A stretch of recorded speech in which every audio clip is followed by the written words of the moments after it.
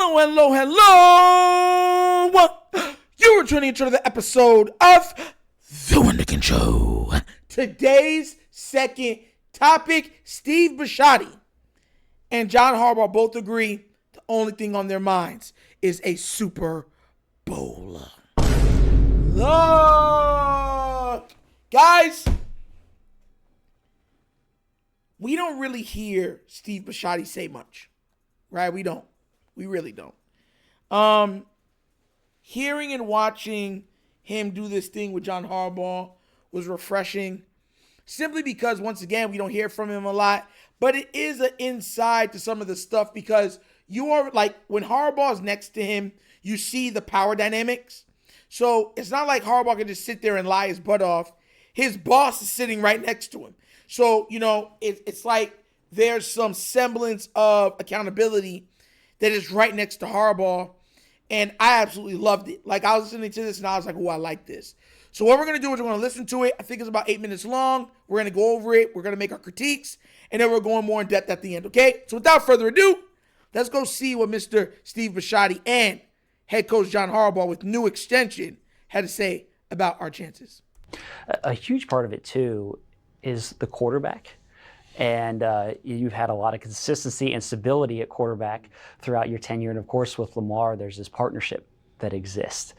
How significant has that been in your success? Not just on the field stuff. I mean, we watch Lamar every week, and he's incredible in terms of the things that he does. But that stability at quarterback and having Lamar as your quarterback, how big of a role has that played? Well, it's been massive. When I first got here, we were looking for a quarterback. And it was new to me. I was coming as a special teams coach kind of guy, and they were talking about drafting the franchise quarterback, and with the 7th pick in the draft and the strategy that was involved in that. I remember a conversation we had at the base of the steps. I'll come off the practice field where Steve and Ozzie and Eric were involved, Dick Cass were involved in this, and I'm just listening and learning and watching how's this going to go, and they worked it all out, and we ended up with Joe Flacco, and it was amazing. You know what's crazy about that? Is that he's so admitted. He's like, yeah, I was a special team guy. You know what I'm saying? I'm learning as this is going on. I like that. It humanizes Harbaugh. Because a lot of times what ends up happening, guys, and they're just being real. As fans, we want so much for our teams to win. We dehumanize the players. We dehumanize the coaches. We dehumanize the owners. So I like this. It's like, I was a special teams guy. I'm just learning. I like stories like that gives you levels. It peels back some of the foolishness and gives you straight to the meat content. All right, but we're going to continue. Check this out. I'll never forget it. That conversation? Oh, yeah, and exactly where you said we were, because I had taken over in 2004, and then Kyle Bowler didn't work out like we hoped he would. Facts! And then Steve McNair comes in, and then his body breaks down, and then 206 turns into a terrible 207, which leaves us with the 8th pick in the draft. Hire him, and they're saying that there's one first-round quarterback in that draft that year, and it was Matt Ryan. Mm-hmm. And I said, I don't care what you have to give him. Like the whole Mike Ditka, Ricky Williams thing. Like, I don't care. I'm not.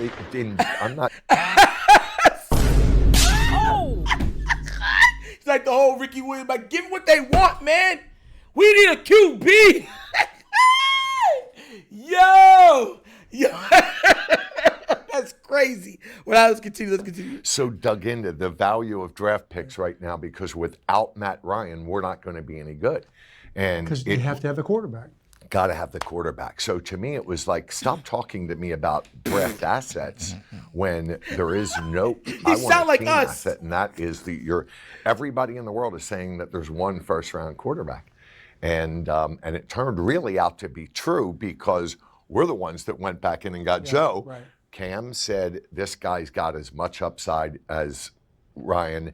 You shouldn't give up the world. We can do just as well with Joe. And I was like, all right, you better. I don't know you very well. You better not be wrong. You better be right. Yo, see, I like stuff like this. He's like, I don't know you very well. I'm a billionaire, baby. You better not be wrong. Like, yo, bruh, and mind you, I like this because he sounds like us, right? Like, that's exactly what we say. Like, what are y'all doing? Like, give what you need to give. Get the QB. I love that he is admitting to that. Like, look, you can have a great team. If you don't got the QB, you don't really got anything. I love that. Now, look, for all intents and purposes, they could be blowing smoke up our tails. But I feel like, personally, for me, that it seems genuine. But I like this. Like, I don't know, you better be right. You better be right. Fire. And so that's what we did. And so we traded out instead of down and got Joe, and we had a hell of a run with Joe, and we were able to parlay this into 7 more years. So we have had a nice run. And then we had Lamar in the same sort of a situation. I mean, Lamar was not the top-rated guy. Yeah. Right. That was a different kind of year because there was a bunch of quarterbacks that year. And we had the conversation about Lamar in the draft meetings all the way through on the phone. How many times did we talk? Yeah. But we didn't want anybody to know. And we did. We were in the draft meetings, and the conversation kind of came back around, and it ended up being, can we build an offense around Lamar Jackson? Can we do it? And we decided that we could and that we'd give it a shot. But that wasn't the end of it because we still had to get him. And I remember the draft day on that one. I had stepped out because we had made the pick of Hayden, and still Lamar was kind of in the back of everybody's mind. And I'd gone out to eat like an ice cream cone or something, try to relax. I come back in. You already said you had to go out to eat the ice cream cone, so he wasn't happy with the Hayden Hurst one either. He's like, why we get Hayden? We must go eat my ice cream bar. Oh my God, I like that. All right, let's go. And they're buzzing. Steve's buzzing, Eric and Ozzy are buzzing. And he looks at me and I'm like this, and he goes, Lamar. That was the conversation. Yeah. And And we went back and got Lamar, kind of like we went back and got Joe. And made just what you said, building a team. Can we build an offense around Lamar? Well, can we build a team around this coach? Can we build a company around the employees I absorbed from Art Modell? That's the question. It's like, well, you can if you do it right. Facts. If you're dedicated to it, if you're really good at it, yes, you can. And that's, you go back from me to you to Lamar, and people are saying, what are they saying now, that they couldn't build an offense around Lamar? How silly does that sound now? Because we were looking at it like, oh, this is a big, thing. It's like, no, it really isn't. It's not as hard as we think it is. It's nowhere near as hard as we thought it was. So you, going back to that point when you drafted Lamar, you felt like, because it's easy to say now that, oh, no brainer, of course, you could build it around him and everyone envisioned this success. But like, he was the 32nd pick. They wanted him to work out as a receiver at the combine. Right. And so it's not bad for a running back. Yeah, not bad for a running back. Exactly. And so to make that decision at the time, it was considered a risk. But what made you feel like this is the route we want to go? And how has he just changed his team?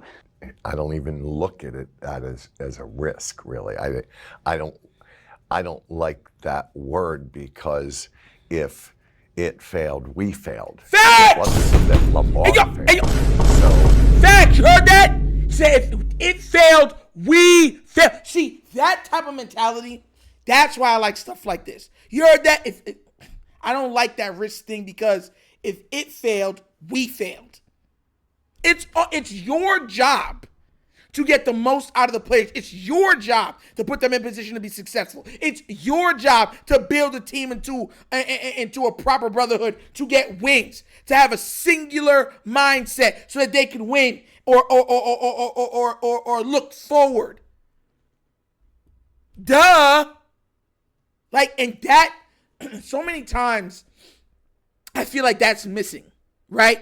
That portion. And man, let's go. The minute we're making an out of the box, again, how out of the box was it? I just thought, well, it's going to succeed because we're going to mitigate the risk. That's the whole point of taking on risks, is having confidence in your partners that you can mitigate it and bring it down to almost no risk at all. And really, what was the risk? Like, I remember looking back and having this conversation. It's like, okay, everybody was chasing the prototype kind of quarterback, which was Joe, who was very successful, but also the Mannings, the Bradys, and those guys. Everybody wanted that type of a quarterback. Well, how many of those guys were there that won Super Bowls? They're so hard to find, and they were so overvalued that it became kind of impossible. Those were actually the unicorns. Now you've got a guy that looks a little different in the style of play, yet he's super talented.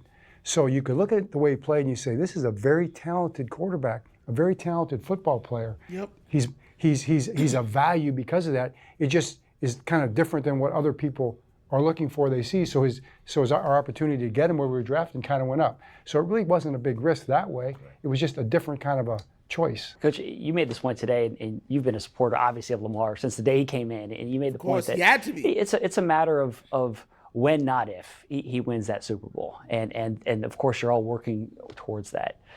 Just how badly, I guess, do you want it for Lamar? Of course, for each other, but for him and he's been chasing that. He said that on the moment he was drafted. Can't even put it into words. Can't even express it. It's like so deep. It's so deep inside. Such a desire. Just such a determination to get it done. For really, you're right, for Lamar, for all the guys. I mean, every single person in that locker room, every single person in that building, Steve, all of us, we want that kind of success because, I mean, yeah, I think we're doing process, we're doing so many things right, but you know what? We haven't been able to be good enough when we needed to be good enough to take the next step to get that much closer. And even if we'd won the championship game 2 years ago against the Chiefs, we still would have had to win the Super Bowl. If we'd have beaten the Bills last year, we still would have had to beat the Chiefs and win the Super Bowl. So there are other steps.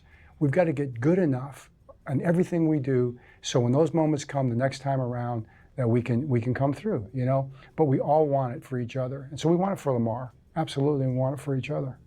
You know what I'm going to say? I'm going to end that right there, right? We're done with that. And I want to say this. The Baltimore Ravens, and I'll always say this, is a very good organization. And you've heard me say this before. I like to put everything in context, right? We got Lamar, got Derrick Henry. They're not perfect, make no mistake about that. But when you look at what we've been able to accomplish, it is something to be like, wow.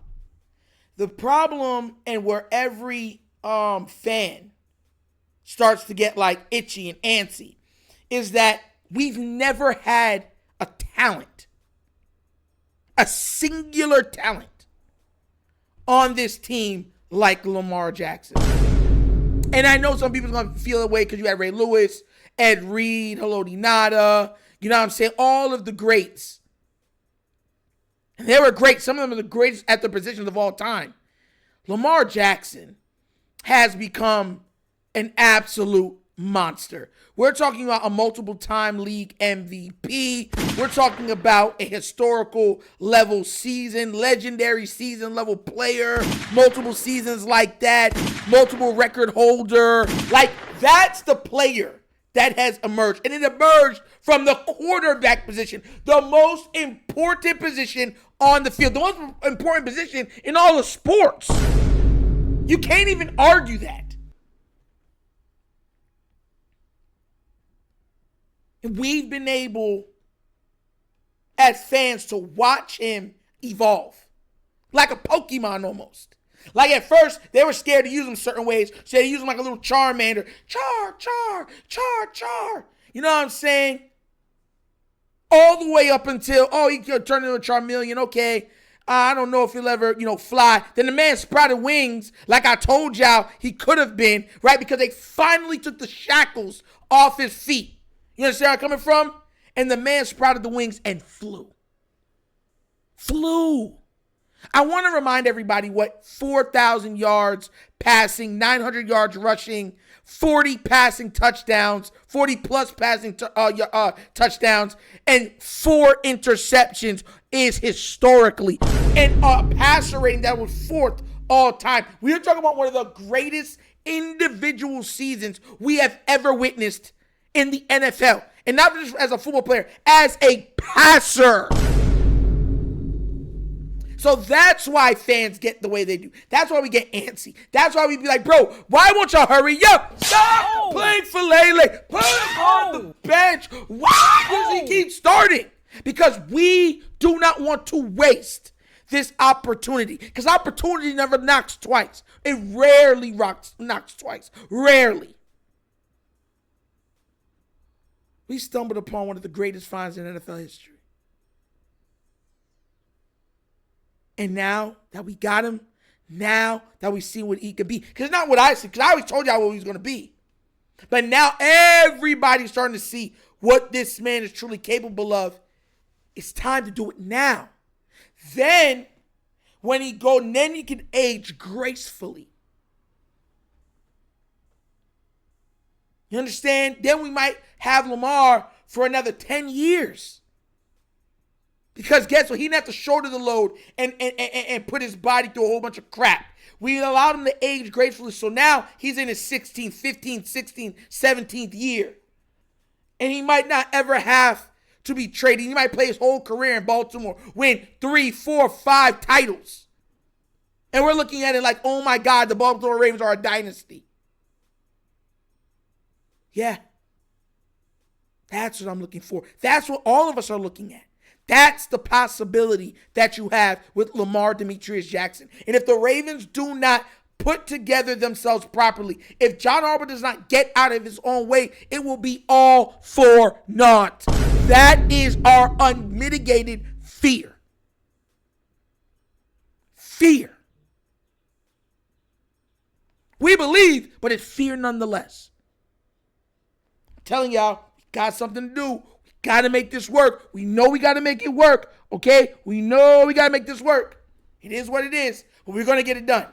But I love this. I loved this back and forth. I loved hearing from Steve Bisciotti and everything else. Great talk up. Let everybody know what's happening. You know what I'm saying? But what do you guys think?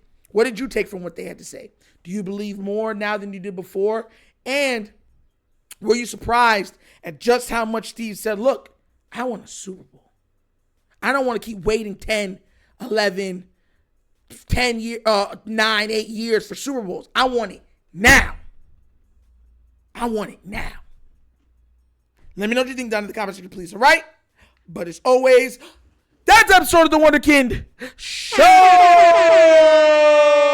Thank you for watching. Again, now we get down, we have fun, and we laugh. But everything we talk about, we do what? Facts and truth. Please do remember, like, subscribe to the notification bell, leave a comment, and all of the comments. And guys, if you haven't already done so, check out the Wunderkind Morning Show. Yes, live Monday through Thursdays, 9:30 a.m. to 10:30 a.m. And we talk all sports and hot topics. And at the end of every show, we bring up a little bit of nostalgia, something to make you smile for your day from the 70s, 80s, 90s, and early 2000s. So be there or be squared, okay? Make sure you subscribe to that channel. Let's get that up there, okay? Also, if you'd like to donate to this channel, help out with equipment and such stuff like that, bottom of the screen, there's a QR code. QR code to a Cash App. Cash is located in the description of every video that we do. Name of it is The Wunderkind Show. Super easy. But that's episode of The Wunderkind Show. This show is not just signing off. And as always, you know my slogan. Peace. And I am out of here. Huh? Yerp! Finish him, Daddy.